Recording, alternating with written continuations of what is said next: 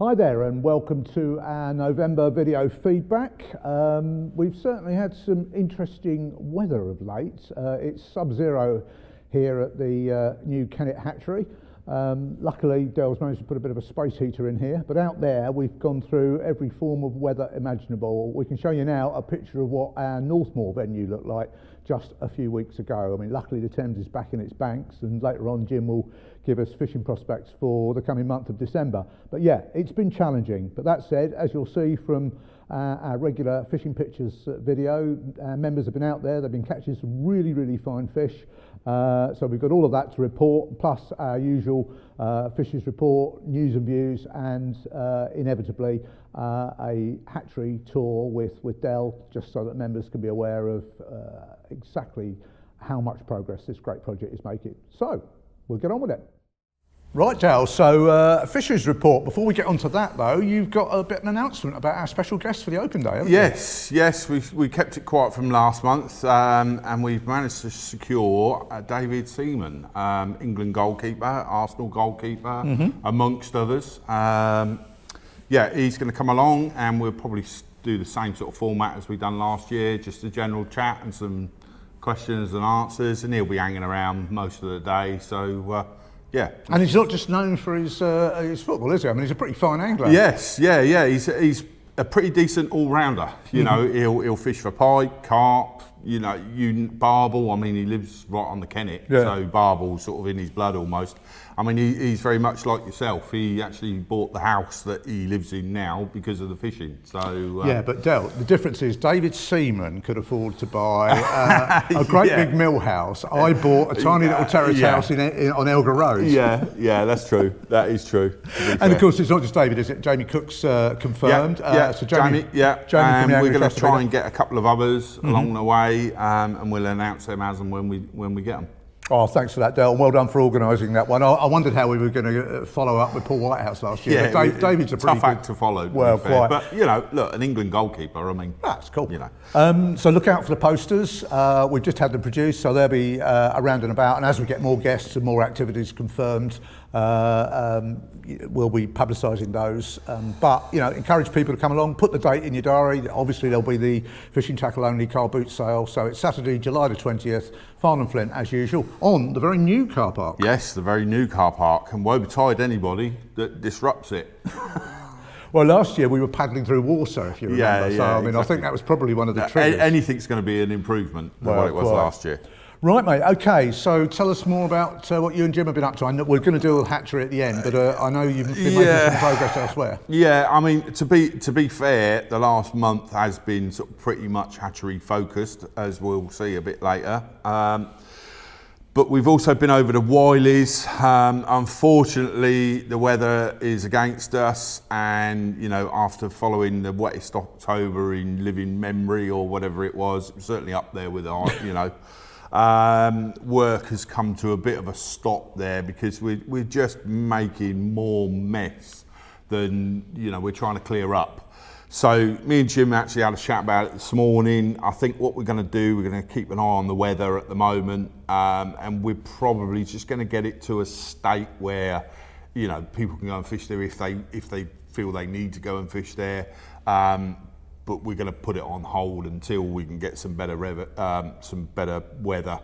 The trouble with Wiley's is the bank that fronts the river behind Wiley's. It's what they call perched. So the river is actually running at a higher level than the surrounding land, and the bank's leaking in a big way because the water's up. So what's happening is that water is obviously filtering its way through the bank, all around the paths and everything around Wiley's. So when we get machines in there and things like that, we just end up causing absolute chaos. So it's unfortunate, but the weather's conspired against us. I'll forgive Jamie for not getting it done by Christmas, because on an earlier video he had you did. But the main thing is we got the tree work done. So yes, well that's the time. The time specific stuff is the tree work, because we can't be doing that in sort of bird nesting season. No. I think looking at the way the river is at the moment, I can't see that dropping too much before about the end of February, early No, March. I'm sure you're right. So I've got a horrible feeling that, you know, this project is going to run on over into next year. But of course, we can put a fence up anytime. Yeah, of course. So, you know, we've got no time constraints with that. It's just unfortunate. It's just the way it is. Well, I think people understand that. Just a little quick update on something we mentioned last month. We're very keen to help people who've gone through our taster sessions and experienced angling for the first time, or people that are new to the sport, to develop their fishing skills, to have a more productive fishing experience, and to learn from some of the very excellent anglers we've got in the club. So we talked about the launch of our Better Fishing Academy. That will be announced probably in the next month or two. We have got Steve Reed, the bailiff who looks after our Lavelle stretch of the Loddon, ex-teacher, very good organiser. Every single experienced Redden District angler that we've contacted and said, would you be one of the angling mentors? Would you do a session on Cottage Lane, or a session on Brownlees, or a session at Wallingford, or some lure angling or whatever? Everybody has said yes.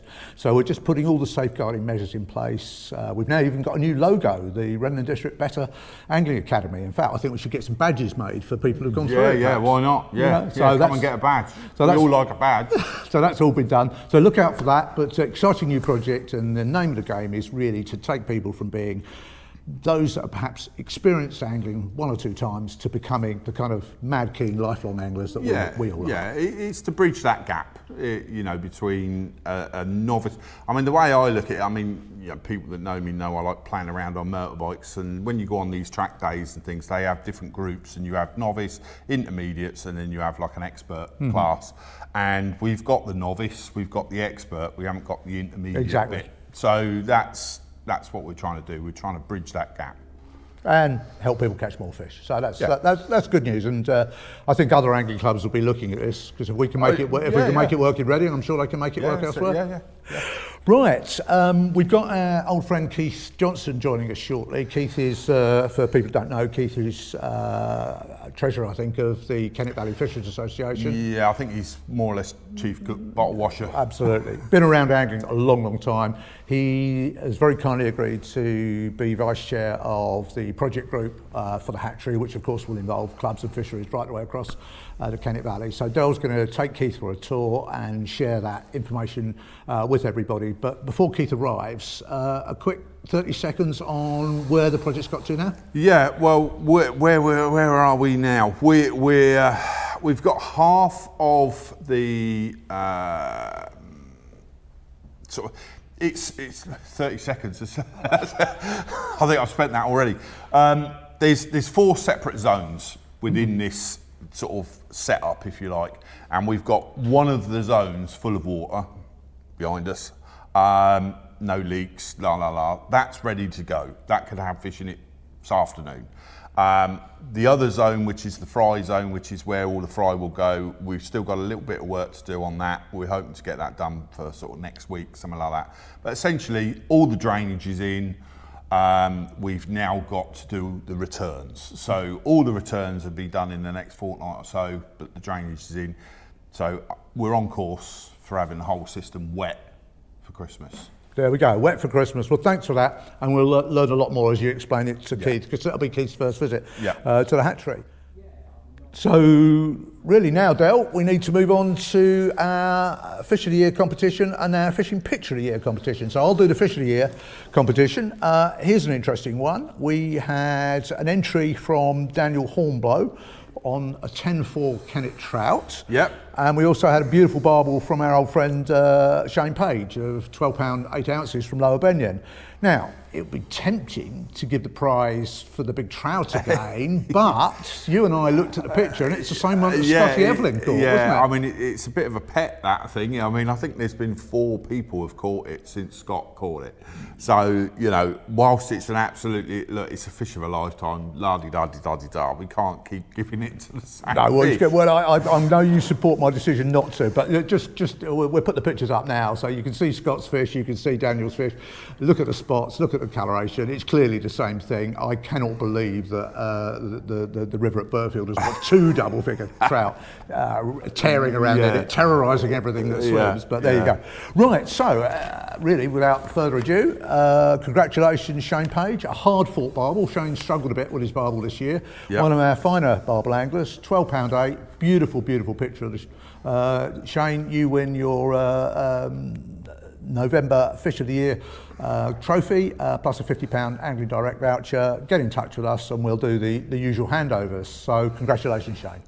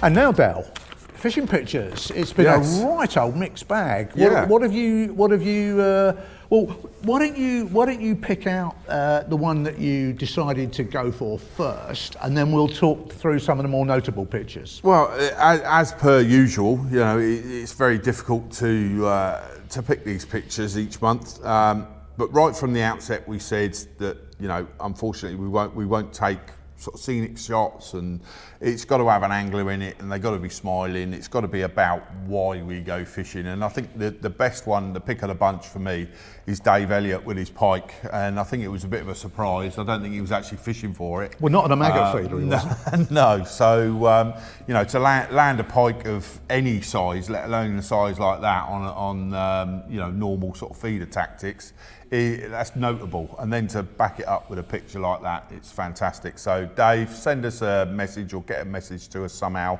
either Facebook, Messenger, whatever, and we'll get you. I'm fairly sure you'll be going for the coarse fishing pack from Bait Tech as opposed to the carp fishing stuff. So give us a shout. We can get rid of that scruffy old hat of yours and give you a new cap and a bit of bait to go with it. Dave Elliott's one of the few people on the bank that makes me look smart. Yes, that's true. Yes. Congratulations, Dave. Very worthy. And he walks everywhere.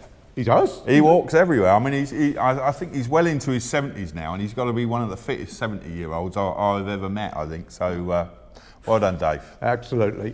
Just highlighting a couple of others that we had through. I mean, I do love that picture of the big roach that Mick Debon had from Berfield. Mick said those big roach down there, I mean, Berfield's not a place you'd go roach fishing normally, he said, but when the river's up and there's that little bit of colour, they usually show, and they're usually quite lumpy, aren't they? Yeah. I mean, there's some very good roach fishing to be had along Berfield. And, you know, a lot of our venues have got roach of that sort of stamp. You've just got to be there at the right time.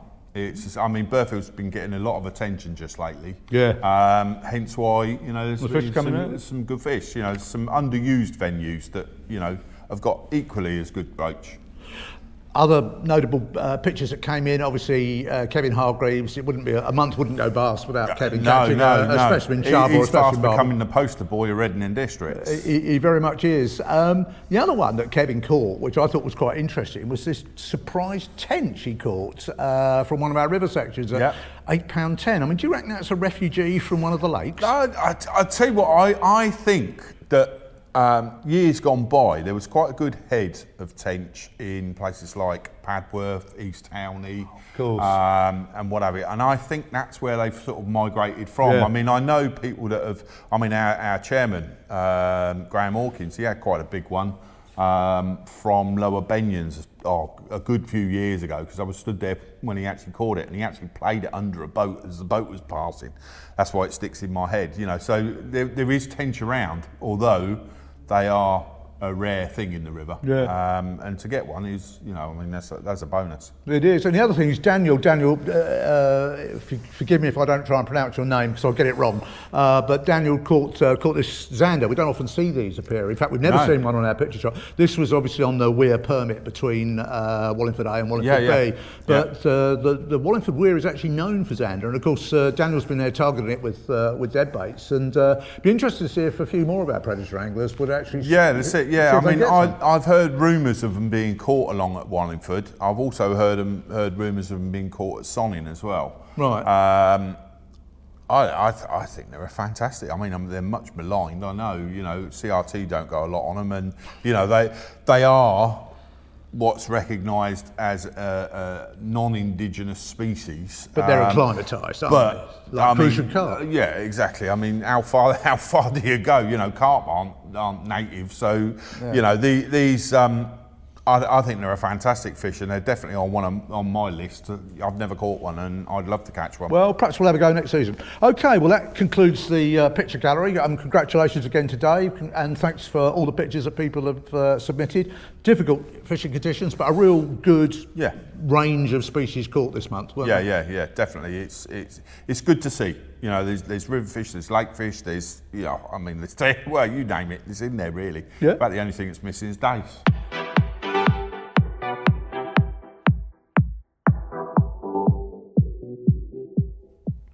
Well, Jim, we've had some weather to cope with. It's now sub-zero. Last week we had the rivers in the fields, and back in towards the end of October, the Thames was completely out of its banks.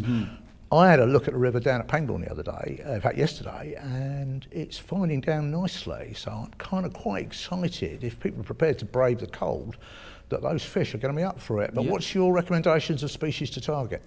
This month, obviously we've had this cold snap now, so it's going to be your sort of winter species we're at now. So it's going to be your chub, your barbel and your perch, and your pike are going to be thrown in there as well for the guys. Dead bait, lure fishing, plenty of pike to go at. All of our big pit venues have got pike well in excess of £20, but you've got to get out there and find them. Some days it's not going to be easy. There's going to be days where they're going to be more on it and they're not going to be so on it. So just pick your days you're going to go as well.